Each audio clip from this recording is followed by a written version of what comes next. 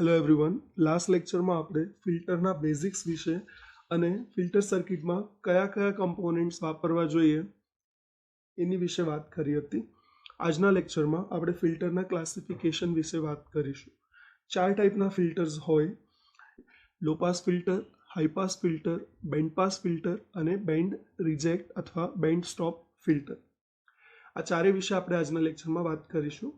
First filter જે છે એનું નામ છે લો પાસ ફિલ્ટર. નામ પરથી તમને થોડો આઈડિયા તો આવી જાય કે આ એવું ફિલ્ટર હશે કે જે શું કરતું હશે, લો ફ્રીક્વન્સીને પાસ કરતું હશે અને બાકીની બધી ફ્રીક્વન્સીને સ્ટોપ કરતું હશે.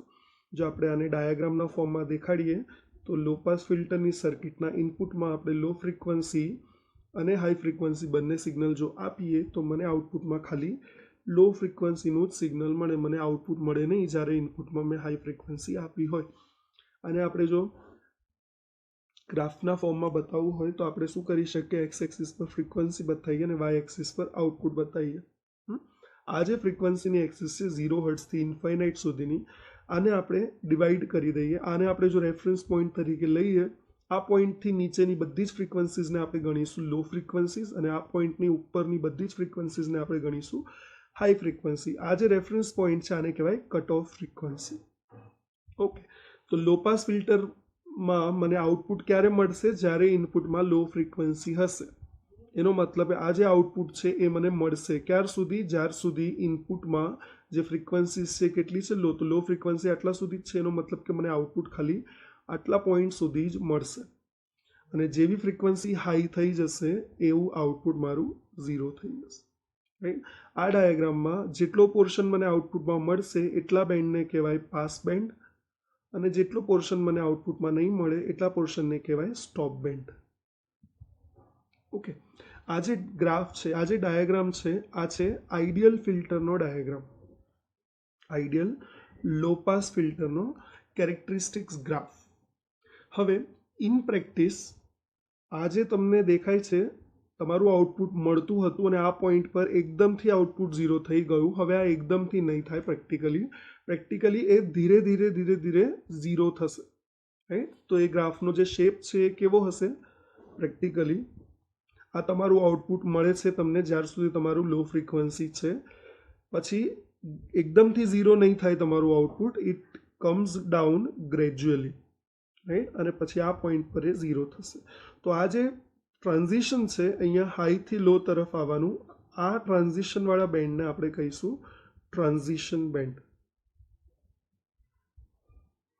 રાઈટ? અને બાકીનું એઝ ઇટ ઇઝ જે નામ ઉપર આપ્યા હતા એ પ્રમાણે પાસ બેન્ડ અને સ્ટોપ બેન્ડ. ઓકે, આ જે ગ્રાફ છે એ છે પ્રેક્ટિકલ લો પાસ ફિલ્ટરનો ગ્રાફ. ઓકે, સો લો પાસ ફિલ્ટર બે ટાઈપના આપણે ગણીશું, આઈડિયલ અને પ્રેક્ટિકલ. આઈડિયલમાં તમને શાર્પ ટ્રાન્ઝિશન મળે. હા, પાસ બેન્ડમાંથી પાસ બેન્ડમાંથી સ્ટોપ બેન્ડમાં એકદમથી તમે આવી જશો, જ્યારે આમાં ગ્રેજ્યુઅલી તમે આવશો. આ ફિલ્ટર આઈડિયલ છે, મતલબ કે પ્રેક્ટિસમાં આવા ફિલ્ટર્સ પોસિબલ નથી. સો આપણા જે બી ફિલ્ટર્સ હશે આગળના સિલેબસમાં એ બધાનો રિસ્પોન્સ આપણને કંઈક આ ટાઈપનો જોવા મળશે. રાઈટ? આ જ રીતે આપણે બીજા ફિલ્ટરની વાત કરીએ જે છે હાઈ પાસ ફિલ્ટર. ઓકે, હવે આ ફિલ્ટર કેવું હશે? જેના ઇનપુટમાં જો હું લો ફ્રીક્વન્સી અને હાઈ ફ્રીક્વન્સી બંને આપું તો મને આઉટપુટમાં ખાલી હાઈ ફ્રીક્વન્સી મળે, લો ફ્રીક્વન્સી મળશે નહીં.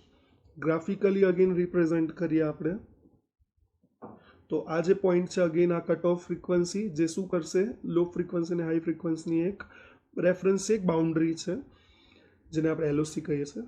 સો આ પોઈન્ટથી નીચેની ફ્રીક્વન્સીઝને આપણે લો ફ્રીક્વન્સીઝ કહીશું અને આ ફ્રીક્વન્સીથી ઉપરની ફ્રીક્વન્સીને આપણે હાઈ ફ્રીક્વન્સી કહીશું. ઓલરાઈટ? તો હાઈ પાસ ફિલ્ટર શું કરશે? એનું આઉટપુટ ક્યારે હશે? જ્યારે તમે હાઈ ફ્રીક્વન્સી આપશો અને લો ફ્રીક્વન્સી વખતે એમાં કોઈ આઉટપુટ મળશે નહીં. તો આ ગ્રાફ મળે.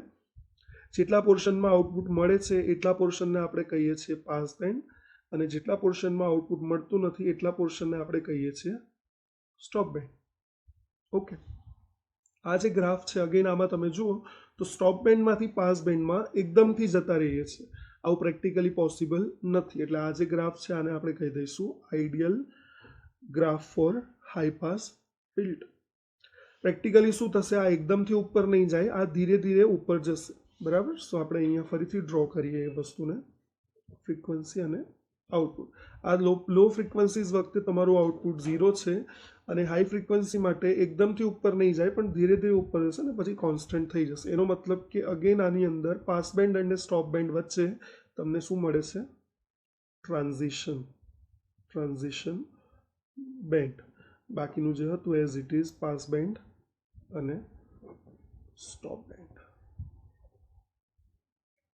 ઓકે, સો આ થઈ ગયો practical characteristics graph for high pass filter. આ જે 4 ગ્રાફ્સ છે તમારે યાદ રાખવાના છે. આઈડિયલ કેરેક્ટરિસ્ટિક્સ ગ્રાફ છે બંને, આ લો પાસનો અને હાઈ પાસનો. જ્યારે આ બંને છે પ્રેક્ટિકલી આવા તમને રિસ્પોન્સીસ મળશે ફિલ્ટરમાં. આ બે સિવાય હજી બીજા 2 ટાઈપ્સ છે ફિલ્ટરના, એ છે band pass filter and band reject filter. તો આપણે એના વિશે પણ થોડી વાત કરી લઈએ.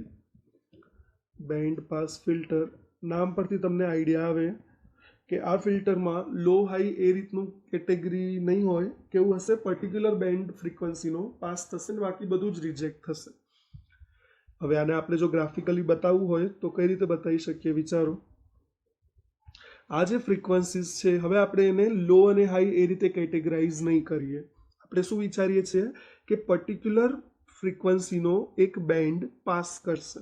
તો ધારો કે આપણે આટલી ફ્રીક્વન્સીનો આખો એક બેન્ડ વિચારીએ તો આ ફિલ્ટર શું કરશે, આટલા બેન્ડ વખતે જ આઉટપુટ આપશે, બાકી બધા માટે, મતલબ કે આટલા પોર્શન માટે પણ આઉટપુટ 0 અને આટલા પોર્શન માટે પણ આઉટપુટ 0 મળશે. તો ગ્રાફ કેવો આવે, એક આ રીતનો ગ્રાફ આવશે કે આ ફ્રીક્વન્સી માટે આઉટપુટ 0, આ ફ્રીક્વન્સી માટે આઉટપુટ 0, ખાલી કેટલું પાસ થશે, આટલો બેન્ડ, અને એટલા માટે એને બેન્ડ પાસ ફિલ્ટર તરીકે આપણે ઓળખીએ છીએ. જેટલો બેન્ડ પાસ થશે એને આપણે કહીશું પાસ બેન્ડ, જ્યારે બાકીના 2 પોઈન્ટ્સને આપણે કહી દઈશું સ્ટોપ બેન્ડ. ઓકે, અગેન આમાં 0માંથી એકદમથી આઉટપુટ મળવા લાગે છે, પ્રેક્ટિસમાં આવું મળે નહીં. એટલે આ કયો ગ્રાફ થશે, આઈડિયલ બેન્ડ પાસ ફિલ્ટરનો કેરેક્ટરિસ્ટિક્સ ગ્રાફ થશે. પ્રેક્ટિકલી આપણને કેવું મળશે, તો પ્રેક્ટિકલી આપણને આજે 0માંથી 1 લોમાંથી હાઈ થાય છે, એકદમથી નહીં થાય, it will take some time, gradually વધશે. અને એ જ રીતે આજે એકદમથી નીચે આવે છે એની જગ્યાએ ગ્રેજ્યુઅલી નીચે આવશે. તો કેવો ગ્રાફ હશે, આ તમારું આઉટપુટ 0 છે, પછી એકદમથી નહીં વધે, ધીરે ધીરે વધશે, પછી કોન્સ્ટન્ટ રહેશે, પછી એકદમથી નહીં નીચે આવે, ધીરે ધીરે નીચે આવશે. ઓકે, એનો મતલબ આ જે ટ્રાન્ઝિશનવાળો પોર્શન છે એ તમારા ટ્રાન્ઝિશન બેન્ડ્સ છે. તો અહીંયા આપણે નામ આપી દઈએ. આ જે 2 વસ્તુઓ છે આને આપણે શું કહીશું, ટ્રાન્ઝિશન બેન્ડ. ઓકે, વચ્ચેનો જે પોર્શન છે એ છે પાસ બેન્ડ અને બાકીના જે 2 છે એ as it is stop band. Frequency છે અને આ આઉટપુટ છે. ડન. આ જે રિસ્પોન્સ છે આ કયો રિસ્પોન્સ છે, પ્રેક્ટિકલ બેન્ડ પાસ ફિલ્ટરનો રિસ્પોન્સ છે. ઓકે, આ સેમ રીતે આપણે ચોથું અને લાસ્ટ ફિલ્ટર જોઈએ, that is what, band stop filter, અથવા તમારી બુક પ્રમાણે એને બેન્ડ પાસ ફિલ્ટર પણ, બેન્ડ રિજેક્ટ ફિલ્ટર પણ કીધું છે. ઓલરાઈટ, હવે આ ફિલ્ટરના નામમાં શું કે છે, એ કોને સ્ટોપ કરશે, એક પર્ટિક્યુલર બેન્ડને, અને બાકી બધું જ પાસ કરશે. એનો મતલબ કે આનાથી એક્ઝેક્ટ ઓપોઝિટ. શું કરશે વિચારો, નામ પ્રમાણે ધારો કે આટલી ફ્રીક્વન્સીનો બેન્ડ છે તો આ ફિલ્ટર શું કરશે, આટલા બેન્ડને સ્ટોપ કરશે, બાકીનું બધું જ પાસ કરશે. એનો મતલબ કે આ પોર્શન અને આ પોર્શનમાં મને આઉટપુટ મળશે, પણ આટલા જ પોર્શનમાં નહીં મળે, કારણ કે એટલો પોર્શન આ ફિલ્ટર શું કરે છે, સ્ટોપ કરે છે, એટલા વખતે આઉટપુટ આપતું નથી. સો અગેન આપણે અહીંયા આટલો પોર્શન પાસ થાય છે એટલે આને કહીશું પાસ બેન્ડ, આને પણ પાસ બેન્ડ, અને આટલો પોર્શન સ્ટોપ કરે છે એટલે એને કહીશું સ્ટોપ બેન્ડ. અગેન તમે જુઓ તો આજે છે એકદમથી નીચે આવે છે અને એકદમથી ઉપર જાય છે. આઈડિયલી આવું પોસિબલ છે, પ્રેક્ટિકલી આવું પોસિબલ નથી. એ ધીરે ધીરે નીચે આવશે અને ધીરે ધીરે ઉપર જશે. તો ગ્રાફ કેવો બનશે આપણે ડ્રો કરીએ. તમારું આઉટપુટ મળે છે તમને, પછી એકદમથી 0 નહીં થાય, ધીરે ધીરે 0 થશે, 0 રહેશે, અને એકદમથી 1 નહીં હાઈ નહીં થાય, ધીરે ધીરે હાઈ થશે ને પછી હાઈ જ રહેશે. એનો મતલબ કે આટલાથી આટલો પોર્શન શું થયું, ટ્રાન્ઝિશન થયું અહીંયાથી અહીંયા આવવાનું, રાઈટ. એ જ વસ્તુ અહીંયા આટલામાં, એટલે આ જે બે પોર્શન છે આ શું છે તમારા ટ્રાન્ઝિશન બેન્ડ. વચ્ચેનો પોર્શન સ્ટોપ થાય છે, આઉટપુટ મળતું નથી, એટલે વચ્ચેના પોર્શનનું નામ થશે સ્ટોપ બેન્ડ. બાકીના જે બંને છે એને આપણે કહી દઈશું પાસ બેન્ડ. ઓકે. સો આજના લેક્ચરમાં આપણે 4 ટાઈપના ફિલ્ટર્સની વાત કરી અને દરેકની અંદર બે કેટેગરીઝ છે. લો પાસ ફિલ્ટર કે જેના આઉટપુટમાં મને ખાલી લો ફ્રીક્વન્સીઝ મળે, હાઈ ફ્રીક્વન્સી ના મળે. આઈડિયલ અને પ્રેક્ટિકલ એવા 2 ટાઈપ જોયા લો પાસ ફિલ્ટરમાં. આઈડિયલની અંદર પાસ બેન્ડ અને સ્ટોપ બેન્ડ વચ્ચે શાર્પ લાઇન છે, જ્યારે આની અંદર ગ્રેજ્યુઅલ ટ્રાન્ઝિશન છે, ઉપરથી નીચે આવવાનું. બીજું ફિલ્ટર આપણે જોયું હાઈ પાસ ફિલ્ટર, જેની અંદર હાઈ ફ્રીક્વન્સીઝ પાસ થાય, લો ફ્રીક્વન્સીઝ પાસ ના થાય. અગેન એની અંદર 2 ટાઈપ્સ હતા, આઈડિયલ અને પ્રેક્ટિકલ. આઈડિયલની અંદર પાસ બેન્ડ અને સ્ટોપ બેન્ડ વચ્ચે શાર્પ લાઇન છે, જ્યારે આની અંદર ગ્રેજ્યુઅલ ટ્રાન્ઝિશન છે પ્રેક્ટિકલ હાઈ પાસ ફિલ્ટરમાં. આની સિવાય જે બીજા 2 જોયા એ હતા band pass filter and band stop filter. Band pass ફિલ્ટરમાં particular band of frequencies pass થશે, જ્યારે બેન્ડ સ્ટોપ ફિલ્ટરમાં particular band of frequency stop થશે, એની સિવાયનું બધું પાસ થશે, રાઈટ. અગેન આની અંદર પણ 2 ટાઈપ્સ છે, આઈડિયલ અને પ્રેક્ટિકલ. આઈડિયલની અંદર પાસ બેન્ડ અને સ્ટોપ બેન્ડ વચ્ચેનું જે લાઇન છે એ શાર્પ છે, જ્યારે પ્રેક્ટિકલ ફિલ્ટરમાં એ સ્લોપવાળું છે, ટ્રાન્ઝિશન લેતા એને થોડી વાર લાગે છે. સેમ વસ્તુ અહીંયા ઉપરથી નીચે અને નીચેથી ઉપર શાર્પલી નહીં આવે, એ ગ્રેજ્યુઅલી નીચેથી ઉપર આવશે, મતલબ કે ટ્રાન્ઝિશન બેન્ડ હશે પ્રેક્ટિકલ ફિલ્ટર્સમાં. ઓકે, આઈ હોપ તમને આ 4 વસ્તુઓ સમજ પડી છે. Thank you.